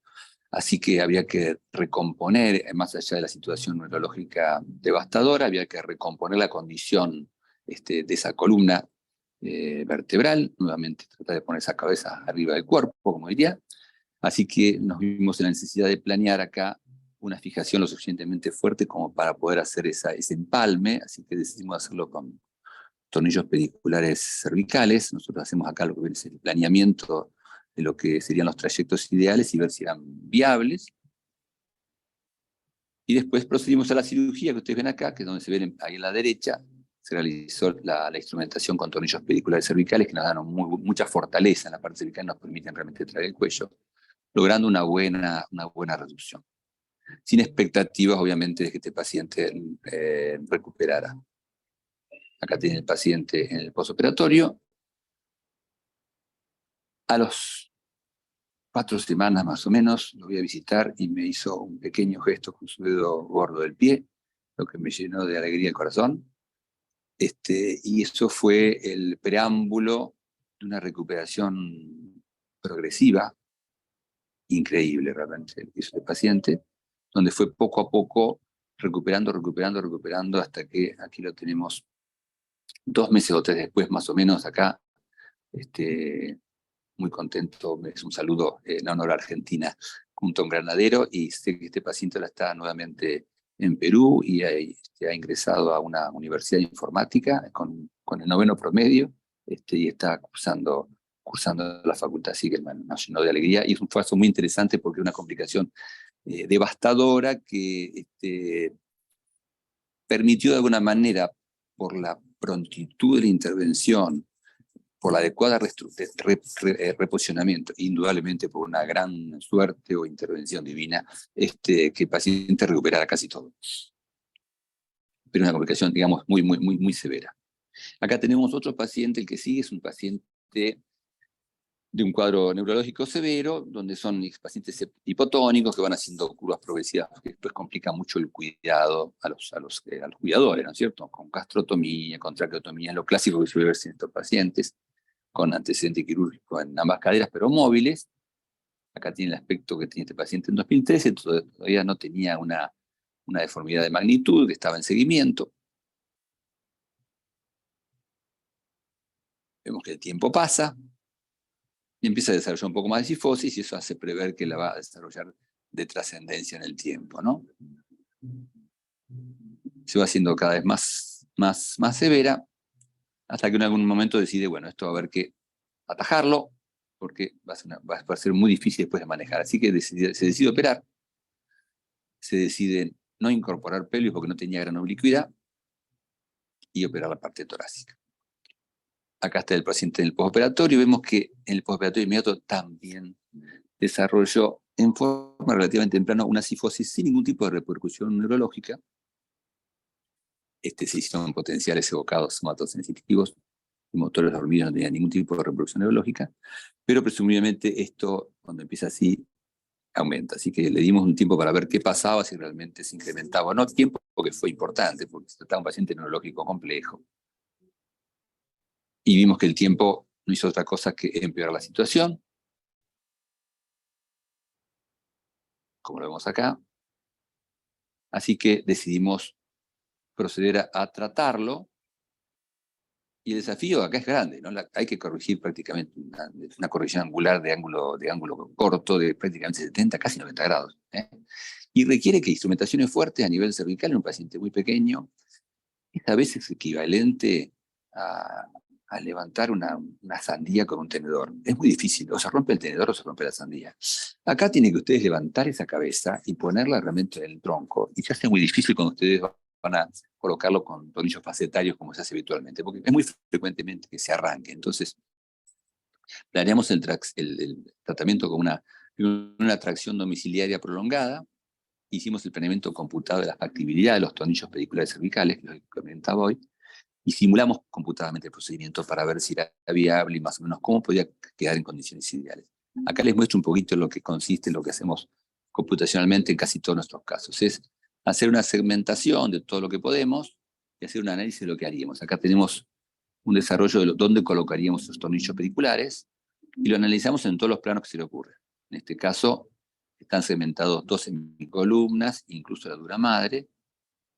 Ahí ven una hemicolumna segmentada con sus tornillos pediculares. Esto giraría, pero no lo tengo en esta presentación. Y acá del otro lado, nos aseguramos que estos trayectos estén perfectamente libres. Acá hice la simulación del espacio dural, el espacio raquídeo, y también fijo que los tornillos no pasen ni toquen, digamos, ni la dura ni las emergencias de las raíces. Y con ese contexto también hago después un poquito lo que sacaría parcialmente de hueso atrás, como para esa corrección, y hago una simulación de deseo y realidad, de lo que sería una corrección ideal de este caso, donde quisiera yo llevar ese cuello. Este paciente lo operé en pandemia y virtualmente les digo que lo operé 4, 5 o 6 veces virtualmente antes de colocar los tornillos pediculares, esos que coloco en la cirugía. De hecho, este es el primer caso donde empecé a colocar tornillos pediculares cervicales, que son motivo de enorme entusiasmo en este momento. Acá tiene la simulación, acá tiene el paciente en tracción, y acá tiene el paciente intraquirúrgico. Estos tornillos se colocaron en forma freehand, pero, como les digo, habiendo realizado media docena de intervenciones virtuales antes, lo que me permitió realmente es colocarlo con mucha facilidad y seguridad y saber que podía entrar. Y después se procedió a la instrumentación en continuidad con buen resultado posterior. Bueno, la idea era presentarles justamente en estos casos una complicación que para la patología que tenemos nosotros es relativamente frecuente. O sea, cuando hacemos patología en pacientes sindrómicos, hipoplásicos, hipotónicos, y sobre todo si hay cifosis previa, la posibilidad del desarrollo de esta severísima deformación está presente y conviene actuar relativamente temprano y dejarle como mensaje que en la medida que puedan subirse a esta tecnología de planeamiento previo y por tornillos pediculares cervicales, son demandantes, pero son mecánicamente 5 veces más fuertes que un tornillo facetario en cuanto a la posibilidad de pull-out. Y bueno, dejo abierto el resto para si quiere hacer alguna pregunta al respecto, por supuesto.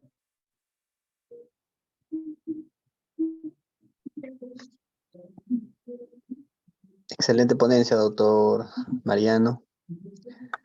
¿Hay alguna participación de parte de los panelistas? Muy buena presentación, doctor. Muy interesante los casos. El primer caso que presentó, pues, muy importante, ¿no? Nos hace recordar que el cerebro humano no sabe lo que es el balance global o la incidencia pélvica. El cerebro humano quiere ver el horizonte, ¿no? Y va a hacer todo lo posible para ver el horizonte. Así que el paciente, pues, que no pudo restablecer la alineación cervical, trató de restablecer el horizonte visual y por eso desarrolló esa complicación muy interesante. Y el segundo caso, pues mi pregunta para ustedes, efectivamente los tornillos pediculares cervicales yo pienso que son mucho mejor puntos de anclaje que los tornillos masa lateral. ¿Usted hace la miotomía antes de poner el tornillo cervical pedicular para probar la parte medial del pedículo o no lo hace, doctor? No, lo hacemos directamente hand-free, pero sí hacemos, muchas veces tenemos el modelo plástico con el orificio ya trazado, el mismo ejercicio que hicimos en la simulación, ¿no? Lo tenemos ahí en dimensiones reales, así que uno tiene perfectamente dimensionado el ángulo, sobre todo el ángulo de convergencia, que a veces es parte difícil, y el punto de entrada.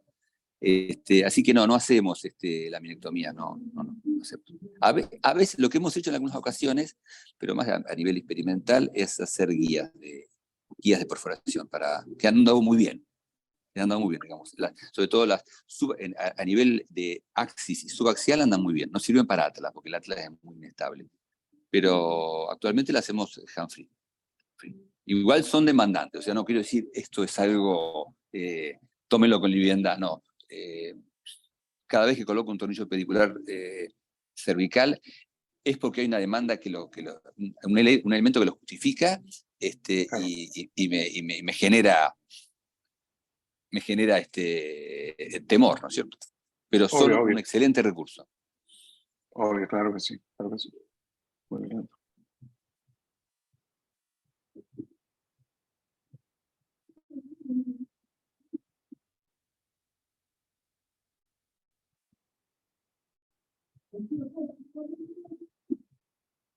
Tenemos unas preguntas en el chat. A ver, mencionan, existe un temor de la tracción en pacientes con déficit neurológico, pero en su presentación de casos lo realiza.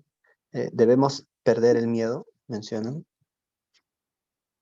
Bueno, en el caso como el caso concreto que yo les mostré de este paciente que hizo esa lesión neurológica, la tracción es lo único que yo tenía para generar, o sea, para generar algún tipo de alineación transitoria. O sea, lo que pasa es que también depende de la magnitud de la tracción. En este caso del paciente, es una tracción que se hizo digamos, post lesión, una tracción en la cama, y con pesos bajos, o sea, con pesos que lo que hacen es alinear la cabeza y el cuello en una posición razonable.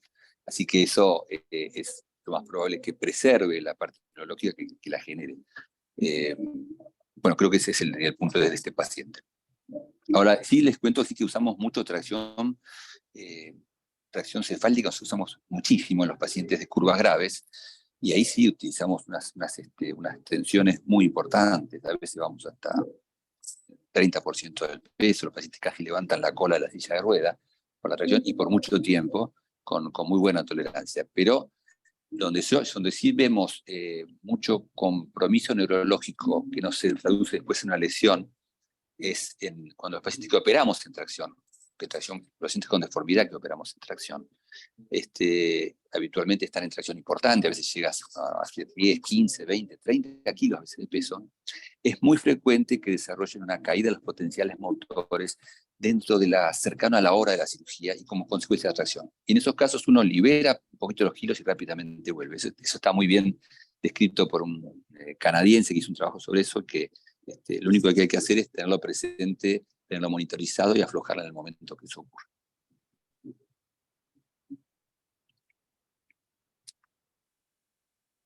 Excelente, doctor. Hay otra pregunta en el chat. Menciona, felicitándolo por la resolución de los casos complejos.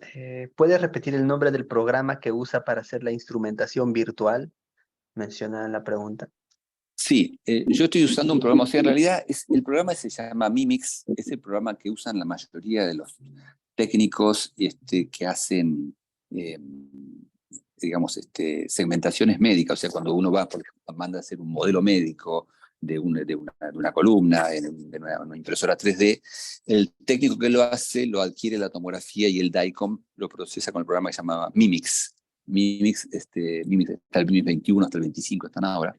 Es un programa que permite, manejando los contrastes de voxels, ¿no es cierto?, de la tomografía, ir separando las diferentes partes de la columna por su densidad tomográfica, y aparte permite cortarla, seccionarla, restar y sumar elementos, y eso nos permite, digamos, literalmente, a mí me abrió un mundo maravilloso ese programa, porque el día que pude aprenderlo me permitió sacarle muchísimo más cosas a la tomografía, desde extraerle, digamos, el pulmón por un lado, el hueso por el otro, cortar el hueso al medio, navegar por adentro de la columna.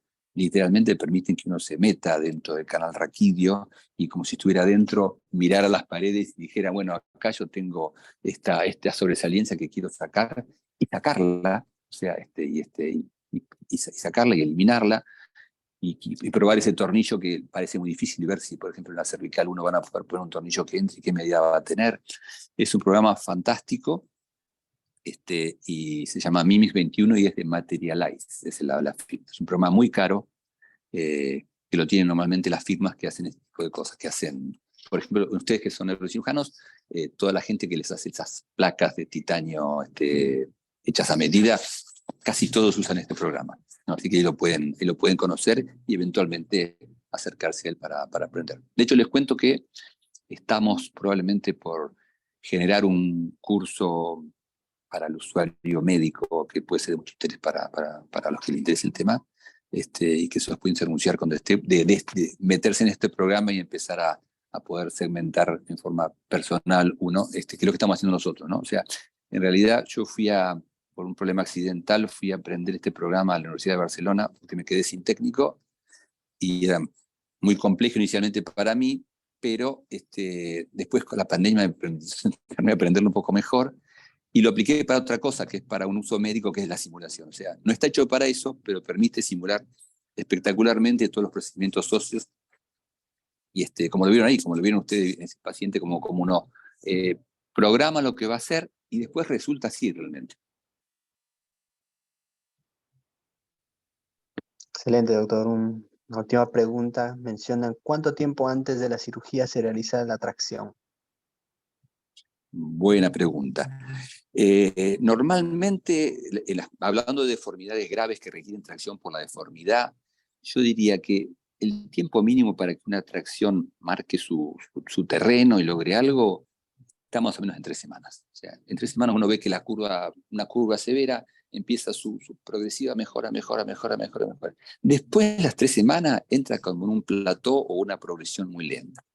Así que normalmente los pacientes graves, sus tracciones oscilan entre 3 semanas y 3 meses, más o menos es lo que dura una tracción. Lo que tiene la tracción, además de corregir, tiene un factor adicional muy positivo, que es mejorar el estado general del paciente. Los pacientes que están desnutridos, funcionalmente, incluso pacientes con gastrostomía, se los ponemos en tracción y aumentan de peso maravillosamente porque mejora la capacidad abdominal, la capacidad respiratoria. Así que normalmente el paciente llega mucho mejor a la cirugía, paradójicamente, ¿no? Después de por ahí 2 meses de tracción, y a veces la tracción se prolonga para mejorar el estado general, aunque ya obtuvo el objetivo espinal.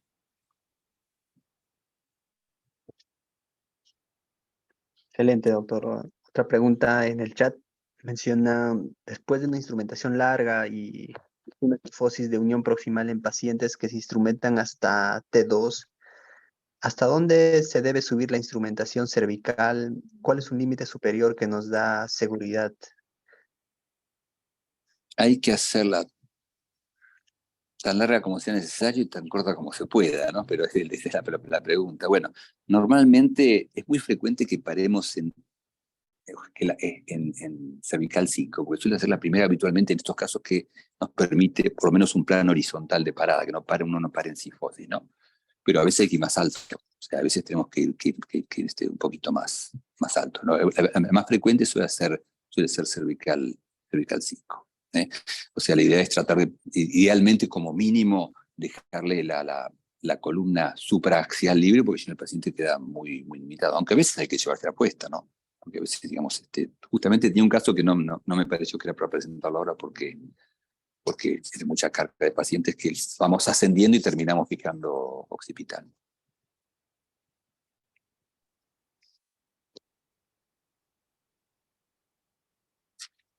Otra pregunta mencionan, doctor, ¿la tracción es dinámica en cama de Stryker? La tracción, habitualmente, la tracción no. La tracción en cama la hacemos muy sencilla. En la cama del paciente se coloca una polea que refleje debajo y eso se hace con peso. Y la tracción en silla la hacemos con un dispositivo elástico dinamométrico que se adapta a la silla de ruedas, que es muy práctico. Y el paciente tiene una polea multiplicadora y autobloqueante que le permite a los padres, por ejemplo, rápidamente, multiplicando por 4 más o menos, ellos tiran 2 kilos y ponen 8, traban, y si el paciente se siente mal, puede tomar la cuerda y rápidamente relajarla, ¿no? Esos son los métodos de tracción que usamos más. Y en la tracción intraquirúrgica, que a veces la aplicamos, muchas veces el mismo dispositivo dinamométrico lo trasladamos a la camilla y es lo que hace la tracción. Excelente, doctor. Me parece que ya no hay más preguntas. Sí, pues no hay más preguntas. Muy buena ponencia, casos complejos, doctor Mario Noel. No, yo les agradezco muchísimo, la verdad, la invitación esta, me encanta que me inviten los neurocirujanos porque les tengo mucho respeto particular. Veo cómo van entrando y vienen esto de las deformidades, nosotros no podemos entrarlo de ustedes, así que me gusta que haya ese interés y viendo cómo hacen las cosas bien y ponerme a disposición para lo que necesiten con mucho gusto de cada uno de ustedes. El doctor Laos tendría algunas palabras. Sí, no, agradecer a todos los participantes, las participaciones y ponencias estupendas del doctor Mariano Noel, del doctor Juan Valdivia, del doctor Pedro Soto, del doctor Luis Neira, y evidentemente gracias a ti, doctor Vladimir Paredes. Ha sido un evento muy provechoso y participativo. Han estado participando bastante en el chat y se ha anotado, así que muchísimas gracias a todos ustedes. Espero tenerlos pronto de nuevo en otra sesión y por qué no en algo presencial que estamos elaborando. Hablando de esas participaciones académicas, solamente para mencionarles que estos webinars para los miembros de ASPECIBE y para todos el que guste, siempre lo hacemos un jueves en el mes y la próxima sesión va a ser tumores intradurales. El 17 de agosto, acuérdense que para los de Perú esto tiene valor, al terminar la agenda anual tiene un valor crediticio 2.5 para el Colegio Médico del Perú. Entonces sería muy bueno que se pueda completar, así que los esperamos. Y a la vez, sé que faltan 4 semanas, y sé que hay una delegación importante de Perú, espero que se sume mucho más, que vamos a estar en el Congreso Ibero-Latinoamericano de Columna de la SILAC en el 2023 en Viña del Mar. Sé que faltan 4 semanas, esperemos que muchas más personas peruanas y los que nos están acompañando ahorita se animen para poder asistir y ser parte de este congreso y que la participación y la presencia peruana sea importante. Sé que hay algunos trabajos libres, así que los esperamos allá y esperamos encontrarnos y compartir en Viña del Mar, Chile. Eso nada más, en el chat, por si acaso los que no conocen, dejo el enlace de ese congreso. Y nuevamente, muchísimas gracias, doctor Noé, doctor Valdivia, doctor Neira, doctor Soto y doctor Vladimir, y en especial también al organizador de esto, que es el doctor Urquizo. Nos vemos, nos encontramos en la próxima. Cuídense. Muchas gracias. Muchas gracias. Agradecido, Hasta luego. agradecido. Gracias. Gracias.